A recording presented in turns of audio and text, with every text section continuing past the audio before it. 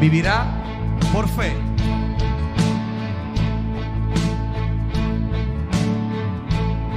Cantemos. Porque veremos a nuestro Dios en el plan que creó en la eternidad, en la vida de los fieles que llamó a vivir por fe y no por ver. Por fe el justo vivirá.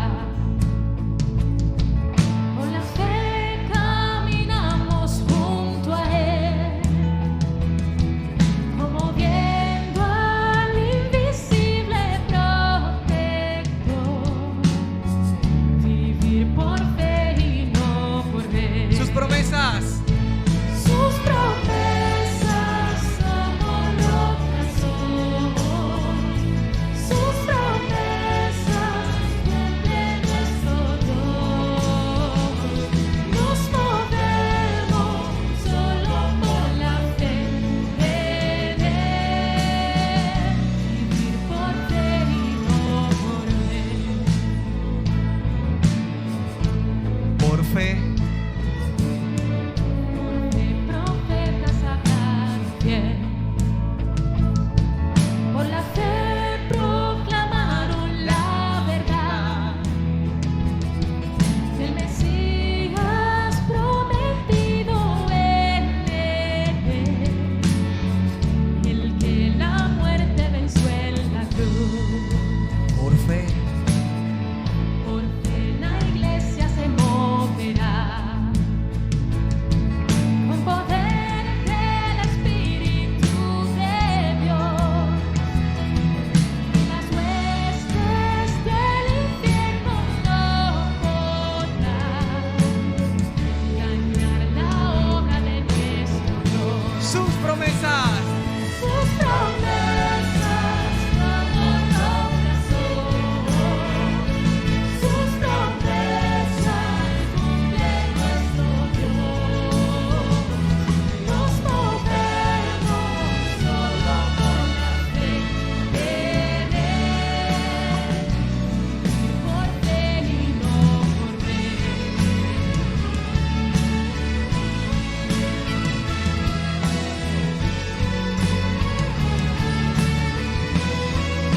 Por fe. En los montes se moverá. Si la fe permanece en Jesús, el poder del Evangelio librará a todo aquel que confía en Él. Gloria a ti, Señor. Sus promesas como rocas son.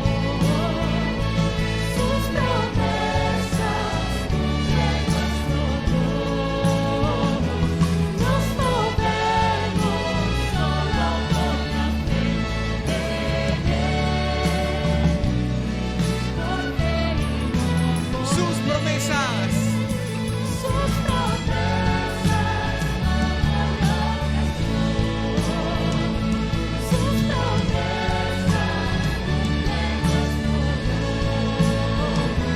Nos movemos solo por la fe en Él.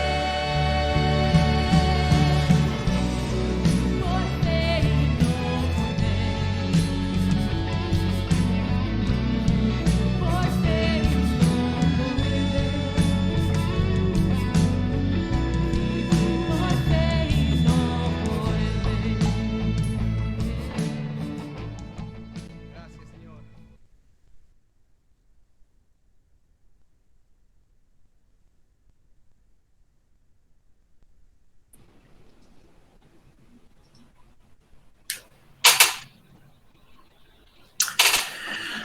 Buenos días, mis hermanos.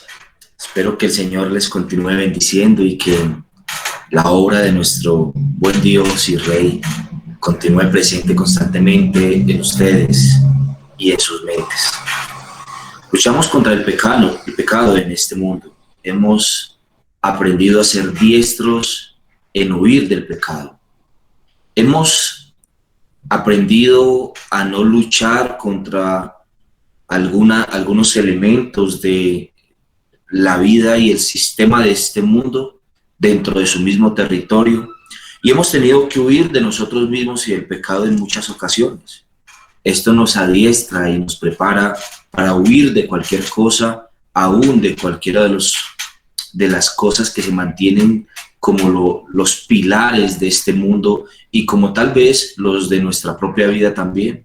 Hemos aprendido a través de huir del pecado que en muchas ocasiones tendremos que escapar, dejando tal vez todo, el sistema, la vida y la forma de lo que hemos visto hasta ahora en nosotros.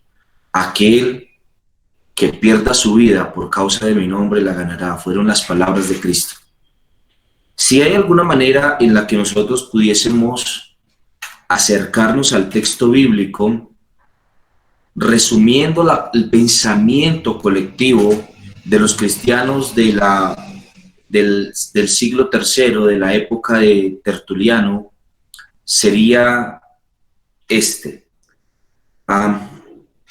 Entonces se levantará nación contra nación y reino contra reino, y habrá grandes terremotos y en diferentes lugares hambres y pestilencias, y habrá terror y grandes señales en el cielo.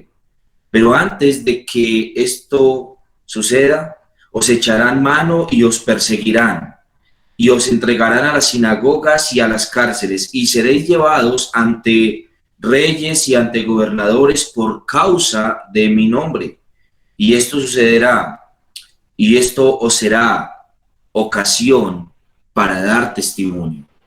Es increíble observar cómo en los momentos más difíciles de persecución de la iglesia dio testimonio de Cristo y de su nombre. Esta es la historia de un hombre llamado Basílides, habitante de Roma en el siglo III. En el año 201, algunos de los discípulos de uno de los padres de la iglesia, llamado Orígenes, fueron capturados por el Imperio Romano bajo cabeza del emperador Severo.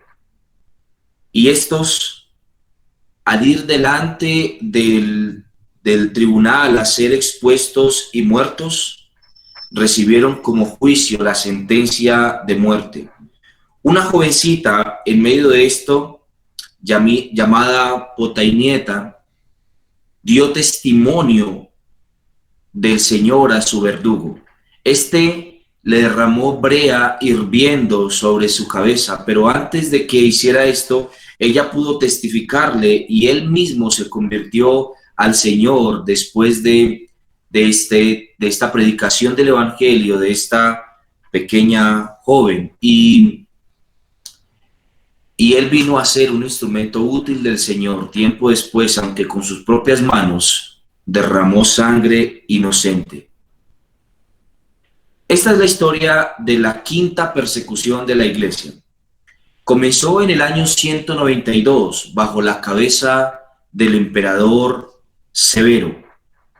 Severo había estado enfermo durante mucho tiempo de una extraña enfermedad, pero al contratar a alguien que cuidara de él, contrató a una mujer cristiana, la cual en medio de su enfermedad lo cuidó con mucho compromiso, finalmente hasta que él se curó. Esto le llevó a favorecer grandemente a los cristianos, pero la presión social que recibió Severo fue tan fuerte que le llevó esto a revivir algunos de los episodios que ya la iglesia había enfrentado en el pasado. Era esta falsa idea de que todos los desastres naturales y eventos particulares que sobrevenían por culpa de los cristianos. Así que nuevamente, si había una pestilencia, si había algún tiempo de dificultad o hambruna dentro del imperio, si había alguna guerra perdida o había necesidades sociales, entonces todo se le achacaba a los cristianos.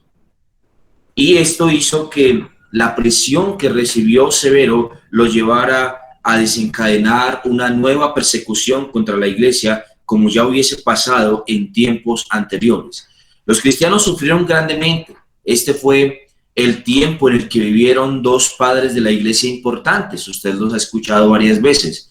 Uno de ellos fue Tertuliano y el otro fue Orígenes. Tertuliano habló con respecto a esto y escribió en uno de sus libros que si para aquella época, debido a la persecución, hubiesen salido en masa los cristianos de Roma, él mismo dijo que habría quedado el imperio despoblado en gran manera. Ya el cristianismo había avanzado tanto y se había calado tanto en la mente de las personas que muchos eran cristianos y muchos eran cristianos secretos. Algunos de ellos profesaban el cristianismo aunque nadie lo sabía y durante mucho tiempo ya llevaban haciéndolo. Estos servían en diferentes áreas, no solamente dentro de las altas esferas del poder, haciendo algunas de las actividades más comunes que requeriría el emperador o los senadores, sino que además de esto, ellos se encontraban en muchos lugares del saber. Ya con la pasada escuela que habría puesto Justino Mártir, se habían difuminado por todo el Imperio Romano conocimientos elevados y se había llevado la expresión del cristianismo a un nuevo nivel en donde el cristianismo no solamente era la profesión de fe del panadero y del herrero y del campesino, sino que además de esto, ahora gente de los más altos estándares del pensamiento también habían llegado a la fe. Dentro de esta quinta persecución murieron algunos hombres conocidos. Uno de ellos fue el pastor de la iglesia de Roma, nuevamente, varias veces el pastor de la iglesia de Roma fue martirizado.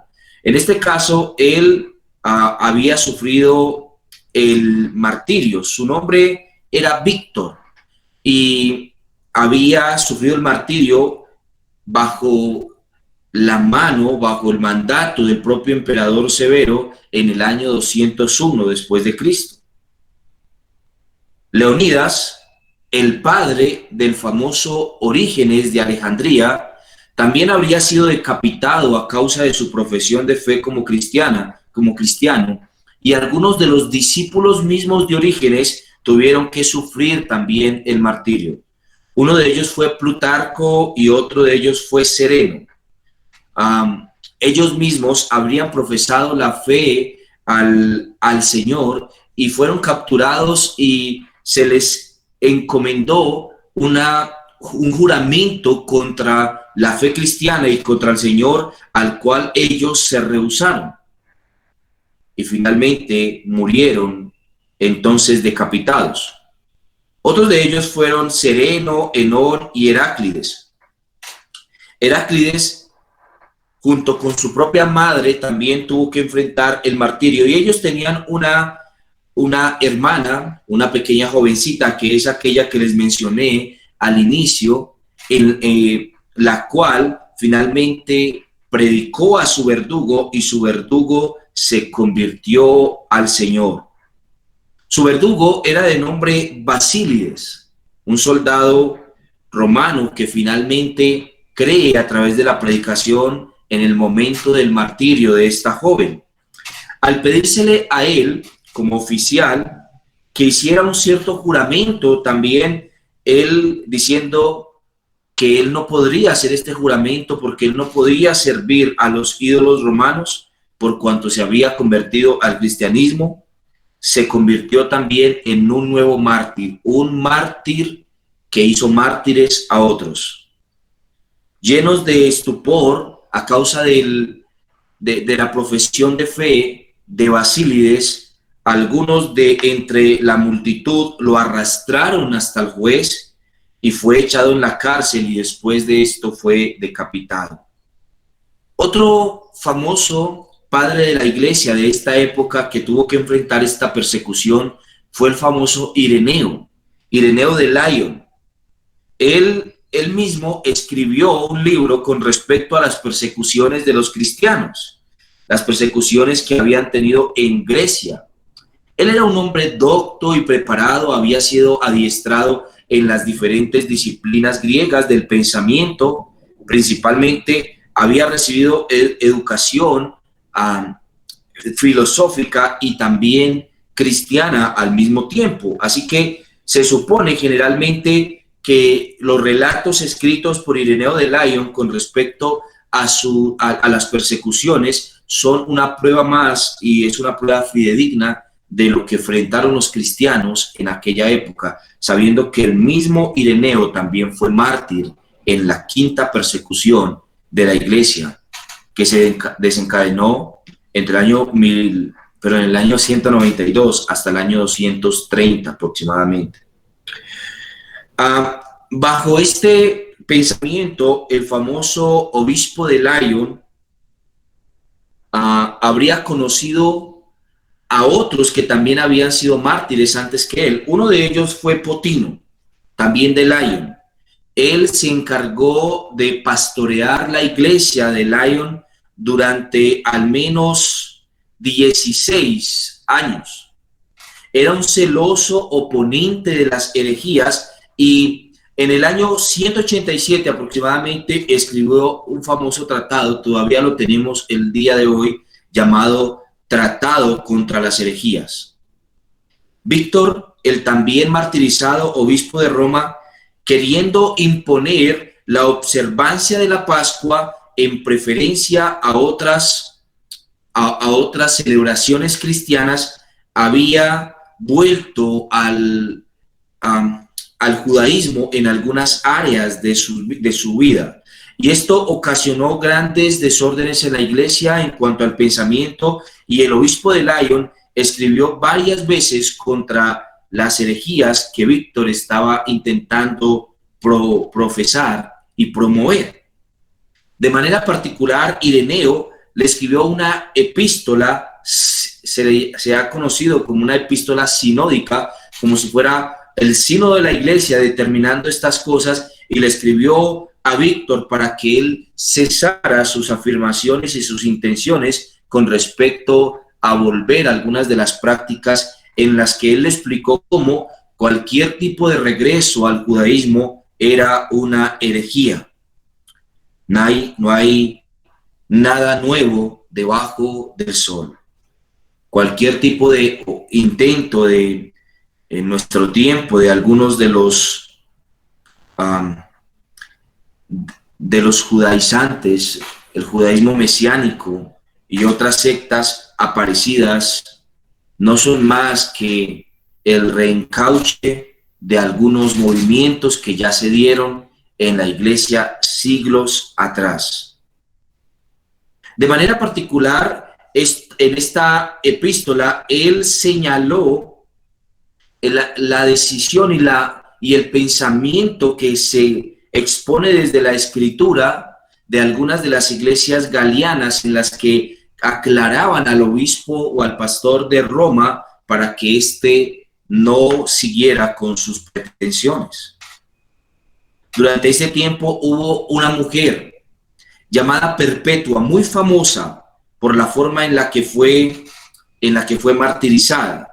Perpetua tenía unos 20 años apenas y era una mujer casada. Se había casado muy joven. Así que los que sufrieron con ella, fueron animados por ella, particularmente otras mujeres. Una de ellas, llamada Felicita, ella se había entregado, había sido capturada, había sido puesta a disposición de los soldados romanos y se encontraba en embarazo, se encontraba al menos en su 8º mes de gestación. Y ella, junto con Perpetua y junto con otras mujeres y junto con otros hombres más, como por ejemplo Revocato, uno de los líderes de la iglesia en Cartago, que también era un esclavo, y fueron puestos entonces en la arena, fueron tirados en la arena y tuvieron que enfrentarse a las bestias. a diferentes fieras. Estos fueron dispuestos en 2 hileras. Mientras pasaban a entrar hacia el escenario de del estadio donde finalmente morirían, del Coliseo, se hicieron 2 filas de soldados al lado y lado de ellos, uno a la derecha y otros a la izquierda, y estos debían pasar por la mitad de ellos, y mientras ellos pasaban por este lugar, se les infringía el mayor daño posible. Se dice que incluso algunos morían en esta caminata antes de entrar al Coliseo. Pero algunos fueron echados en este lugar y a causa de los diferentes golpes quedaron inconscientes, y las fieras no les habían devorado todavía, no habían quedado muertos. Particularmente las 2 mujeres no habían muerto, así que los verdugos tuvieron que salir hasta el Coliseo y entonces terminar de matarlas a espada, porque ellas continuaban con vida. Uno de los hombres que tuvo que sufrir con estos, de nombre Secúndulo, no tuvo ni siquiera necesidad de ser echado al Coliseo. Él murió en la cárcel antes de que fueran sacados al Coliseo. Quiero que puedas imaginar el escenario. Todos puestos en una celda, dispuestos, preparados para ser echados a las fieras en el Coliseo, y algunos de ellos, ya a causa de los golpes que traían de antes, murieron dentro de la celda. Sus hermanos en la fe y también seguramente sus amigos personales tuvieron que ver sus cuerpos muertos en la celda antes de ellos mismos salir a enfrentarse con esta aterradora sentencia. Por supuesto que había terror en ellos, pero a pesar del terror, no sucumbieron ante él ni rechazaron su fe. Esperato fue uno de los 12 pastores conocidos de su época que fueron sentenciados a muerte. Estuvo en este mismo calabozo junto con otras personas, y algunos otros pastores de otros lugares, de estos mismos llamados 12 pastores conocidos de su época, uno de nombre Andrócles en Francia, Esclepiades en Antioquía. Estos también fueron puestos a disposición de las autoridades romanas y murieron bajo sentencias como estas. Existe un relato sobre una joven de nombre Cecilia.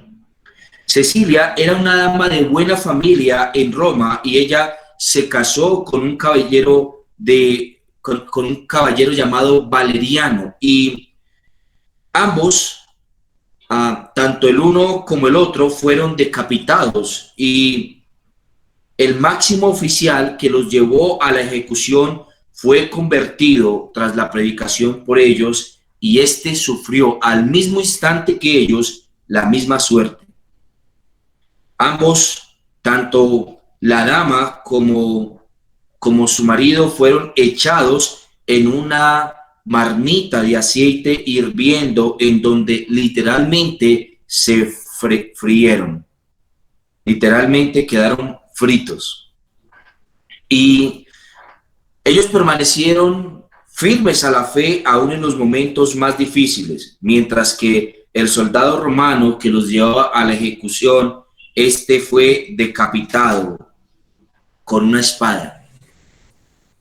Esto sucedió en el año 222 después de nuestro Señor.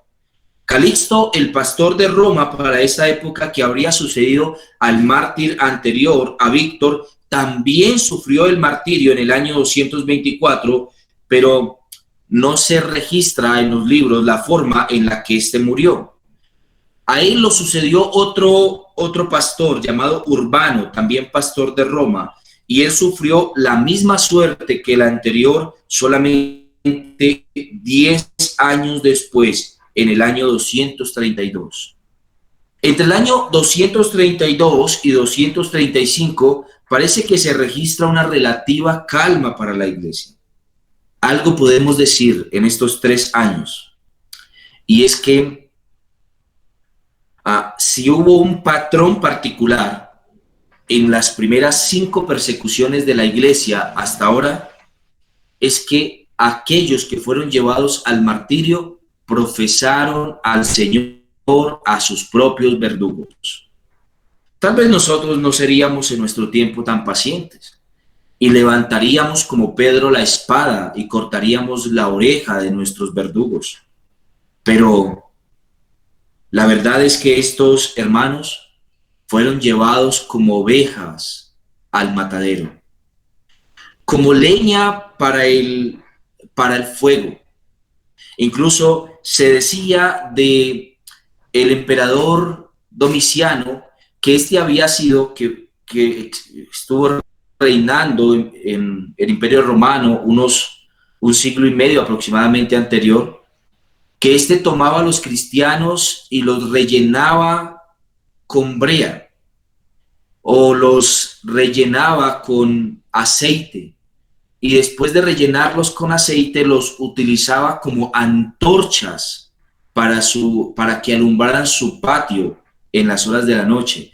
Estos duraban horas y horas quemándose, ya que aquello con lo que habían sido embadurnados y rellenados era una forma de combustible muy espeso, parecido al petróleo puro, que puede durar mucho tiempo quemándose.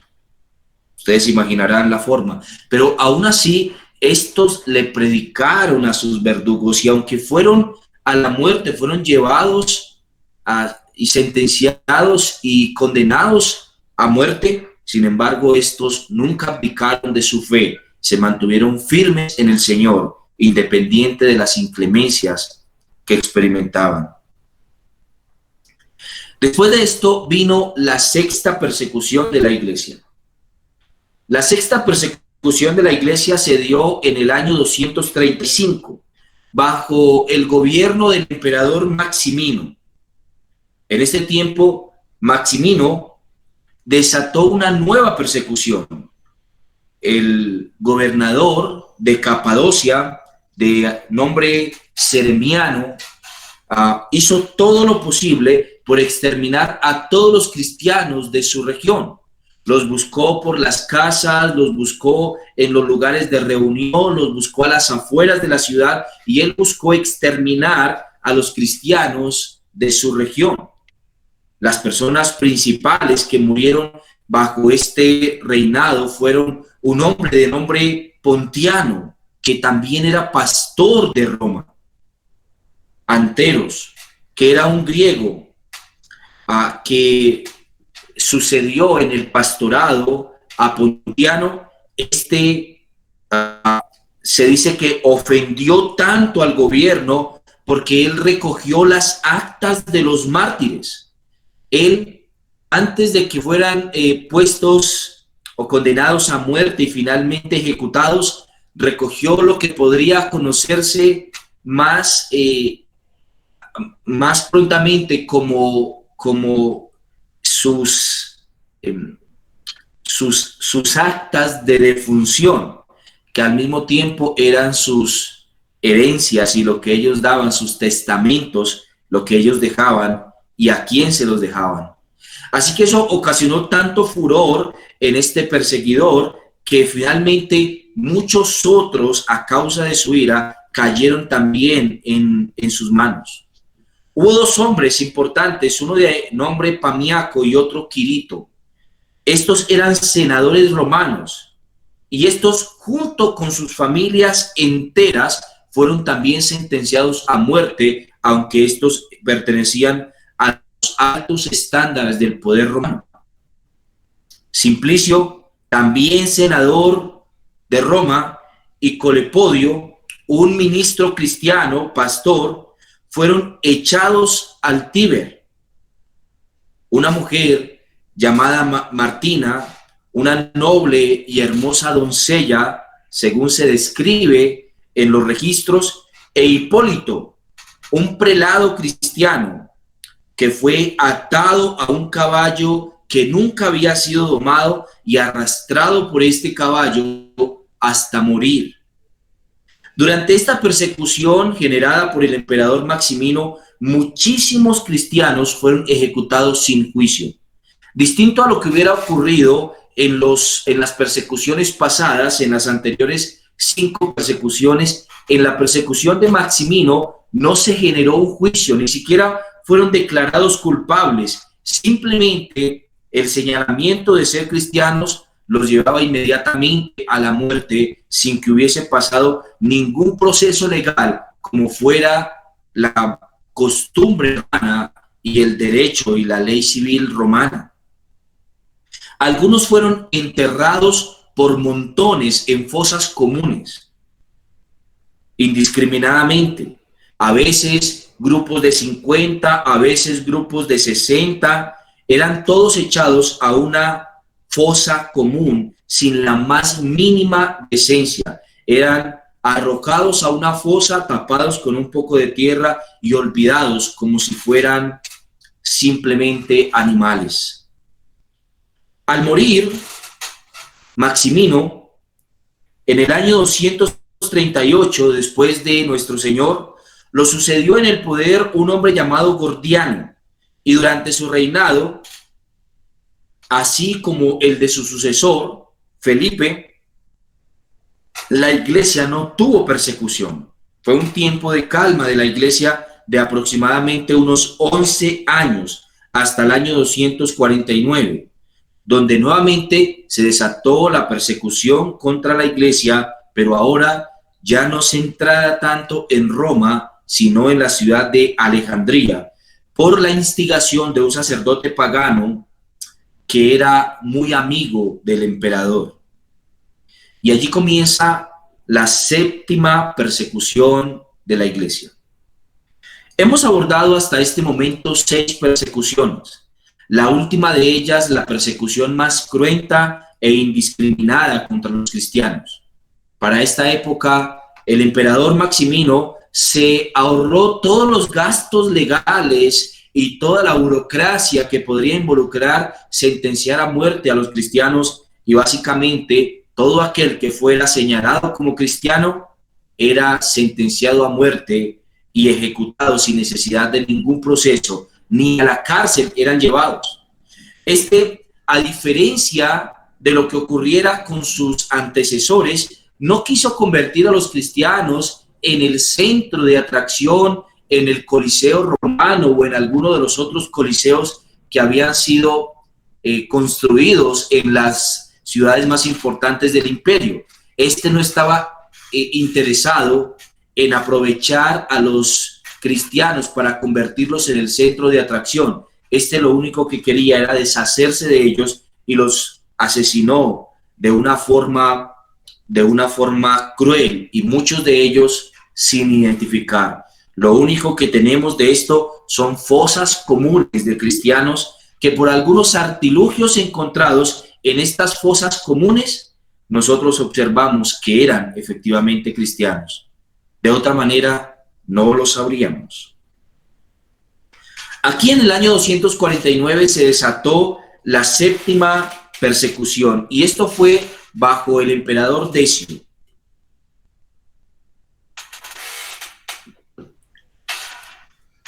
Esto estuvo presidida principalmente por el aborrecimiento que tenía contra su predecesor, el emperador Felipe.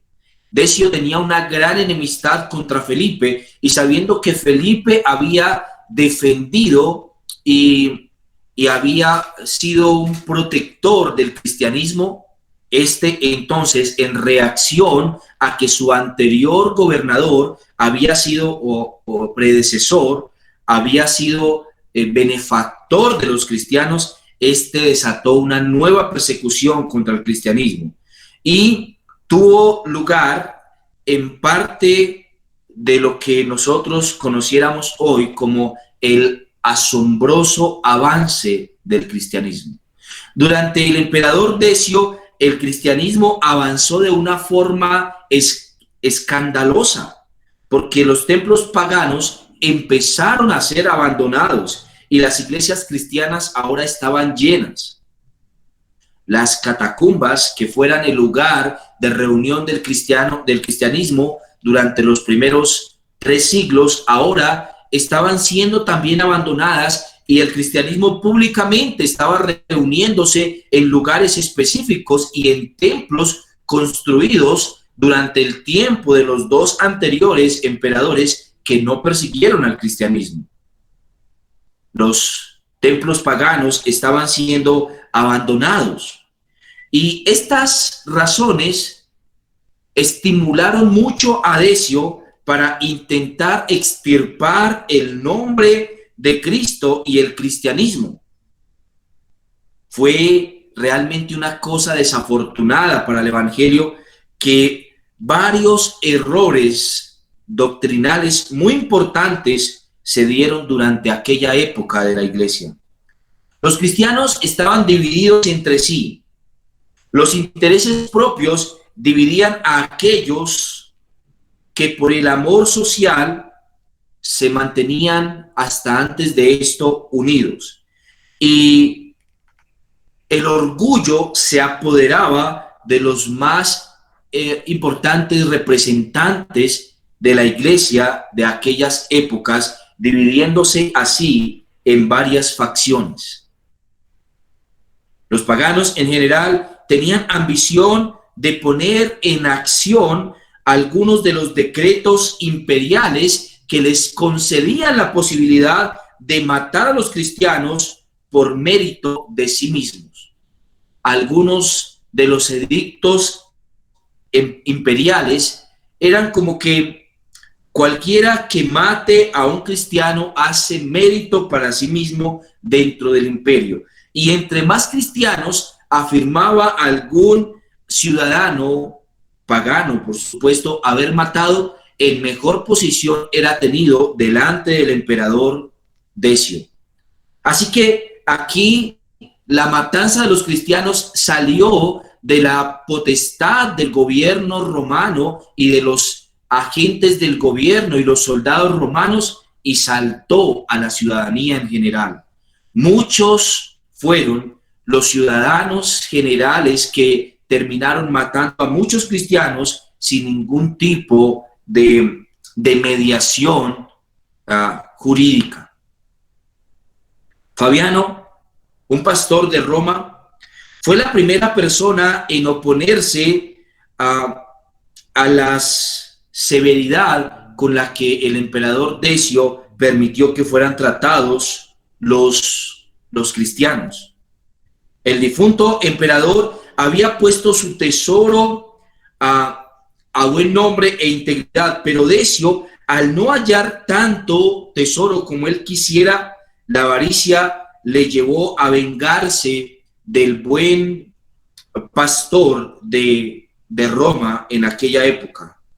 Entonces el pastor fue arrestado el 20 de enero del año 250 después de nuestro Señor. Juliano, un nativo de Cilicia, como nos informa el famoso Juan Crisóstomo, fue arrestado por ser cristiano y fue metido en una bolsa de cuero junto con varias serpientes y escorpiones, y luego fue arrojado en esa misma bolsa al mar. Juan Crisóstomo vivió durante aquella época, es otro de los famosos conocidos como padres de la iglesia. Él nos relata algunas historias en sus escritos con respecto a la forma en la que fueron tratados los cristianos en aquella época. Pedro, un joven que se dice que era muy atractivo físicamente y que era sobre todo un hombre de mucho intelecto, fue decapitado al rehusarse a sacrificar a Venus. Este sí recibió un juicio. En el juicio declaró, y cito literalmente sus palabras: estoy atónito de que sacrifiquéis a una mujer tan infame, cuyas abominaciones son registradas por vuestros mismos historiadores y cuya vida consistió de unas acciones que vuestras mismas leyes castigarían. No, al verdadero Dios ofreceré yo el sacrificio aceptable de alabanzas y oraciones. Fin de la cita. Al oír esto, el procónsul de Asia, llamado Óptimo, ordenó al preso que fuera estirado en la rueda de tormento, rompiéndole así todos los huesos, y luego de que ya tenía todos los huesos rotos, pero estaba aún vivo y lamentándose y quejándose, fue decapitado. A otro hombre de apellido Nicomaco, hecho comparecer también ante el precónsul como cristiano, le mandaron que sacrificara nuevamente a los ídolos paganos. Nicomaco replicó, y cito: no puedo dar a demonios la reverencia debida, solo al Todopoderoso. Así que como habló de esta manera, el procónsul lo hizo colocar en el potro. Y después de soportar los tormentos durante un tiempo, el cristiano se retractó. Pero apenas había dado tal prueba de debilidad, cayó en mayores agonías al suelo y expiró inmediatamente. Se hizo famoso entre los cristianos aquella época que lo que había pasado con este aparente cristiano, probablemente sí lo fuera, no me imagino sus tormentos, de apellido Nicomaco, fue que al final fue su agonía mayor porque Dios le quitó la vida al haber cedido ante las pretensiones del malvado procónsul. Así que esto generó cierto temor en medio de los cristianos de aquella época a ceder ante las pretensiones, y muchos preferían morir a manos del verdadero.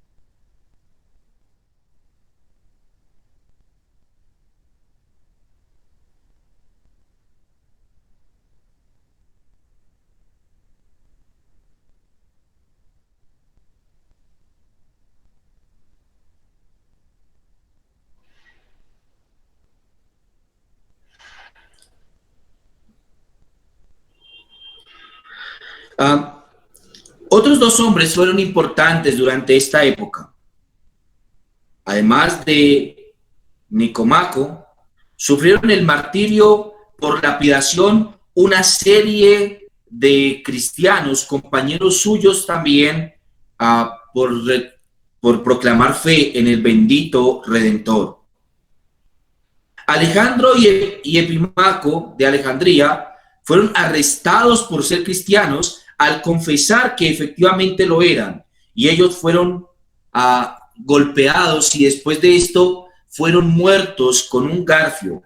Un hombre colocó un garfio en su mano y los desgarró con el garfio, de manera que se dice que aún su intestino había sido sacado con el garfio mientras eran golpeados.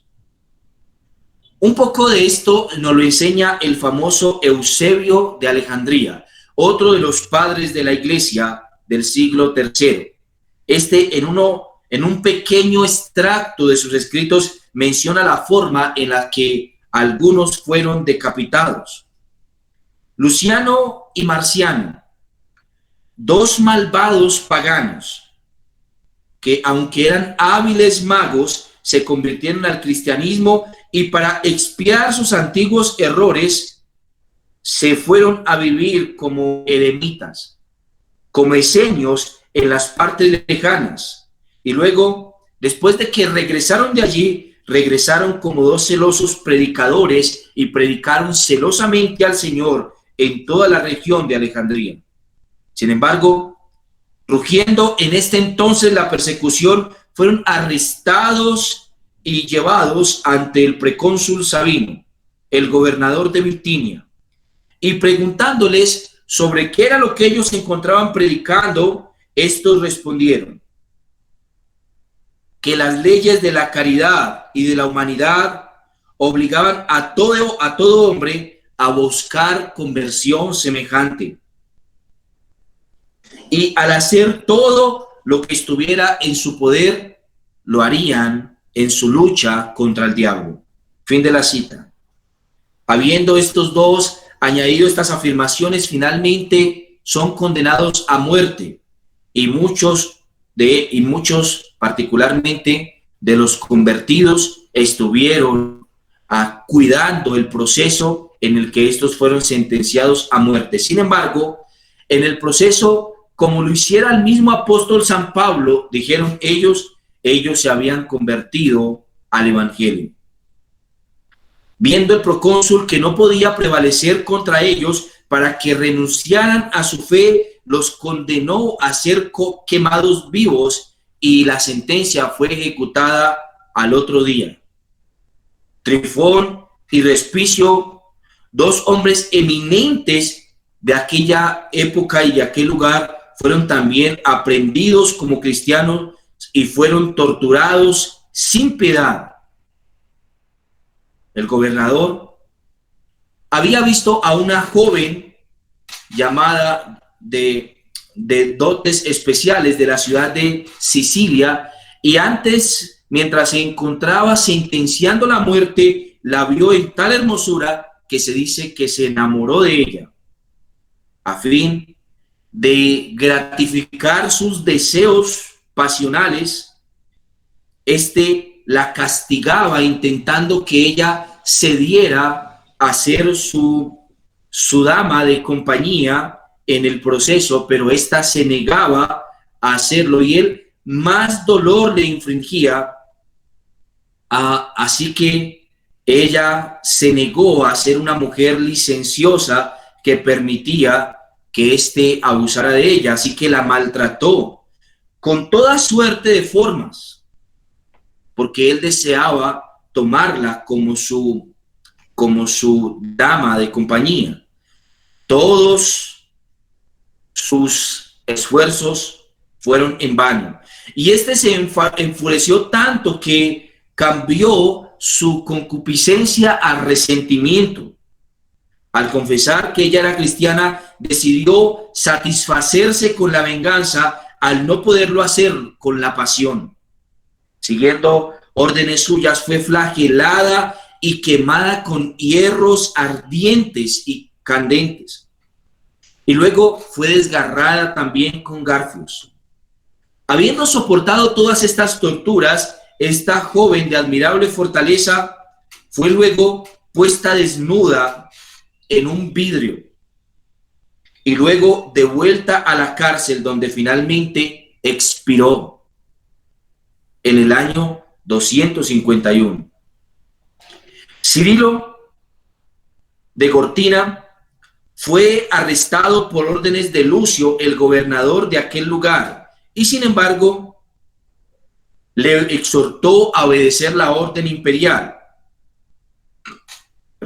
Al hacer sacrificios y salvar su venerable persona de la destrucción, porque ahora tenía 84 años, el digno cristiano se negó a tal sentencia y sin temor alguno al martirio anduvo animosamente, y finalmente se dice que fue martirizado con gran grandeza.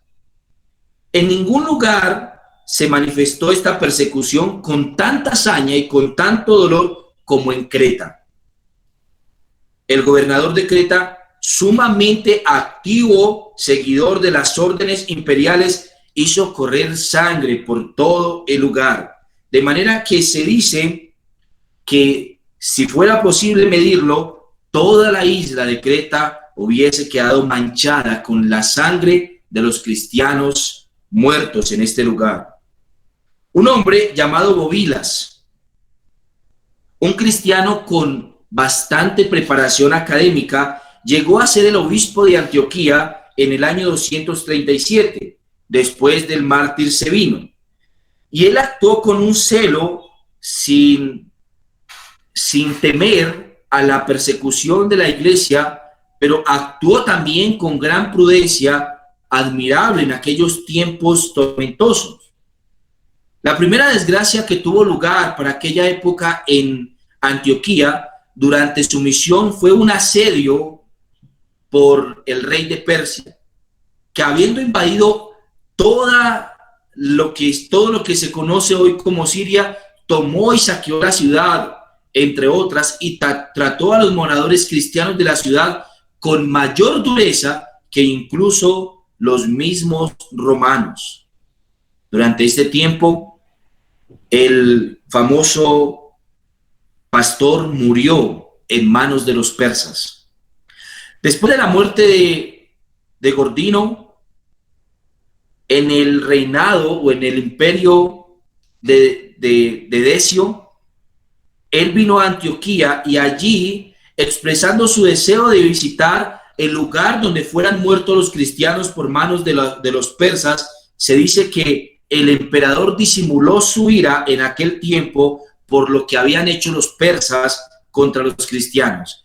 El mismo perseguidor cristianos sintió indignación por lo que los persas hicieron con los cristianos. Podemos imaginarnos entonces cómo fue que pudo verse este escenario. Alejandro, un nuevo pastor que había sucedido en Jerusalén, en la iglesia de Jerusalén, fue encarcelado por su religión en este tiempo y fue puesto en un duro encierro durante aquella época. Juliano, un anciano que se dice que era cojo porque sufría de gota, y Clonión, otro cristiano, fueron atados a las jorobas de unos camellos y luego fueron flagelados y luego echados en el fuego ardiendo y fueron quemados. Este es el fin de la quinta persecución de la quinta persecución de la iglesia. Perdón, de la séptima persecución de la iglesia.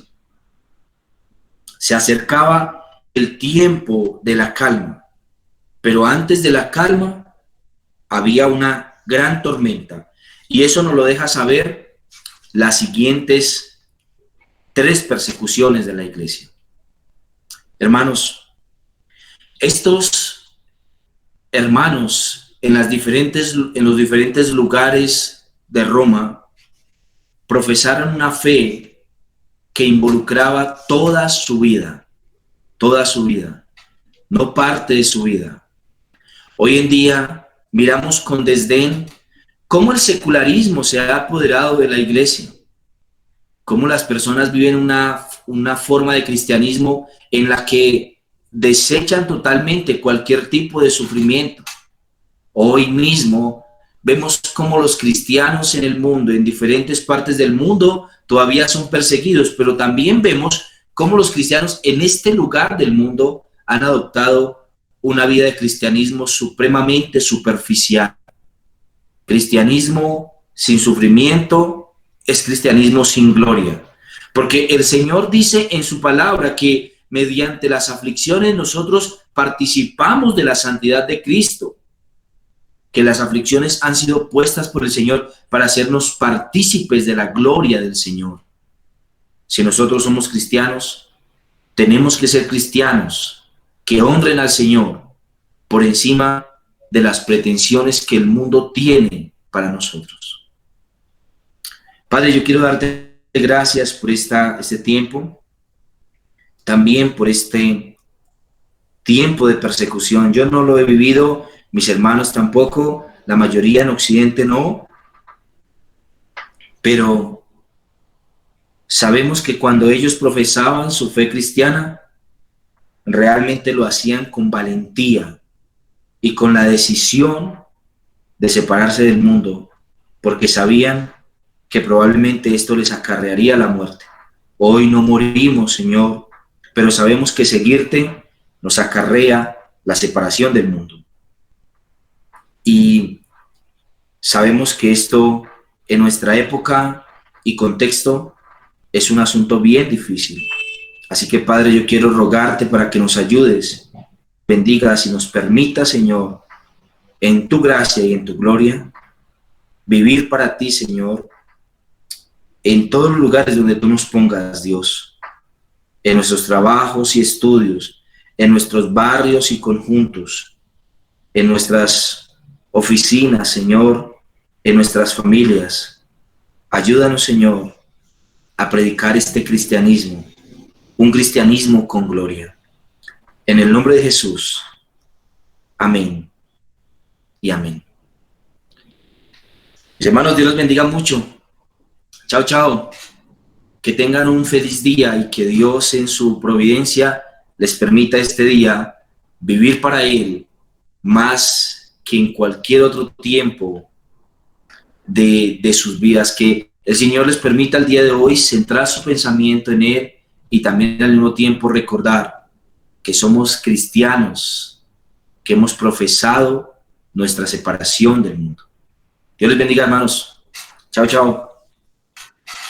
Dios le bendiga.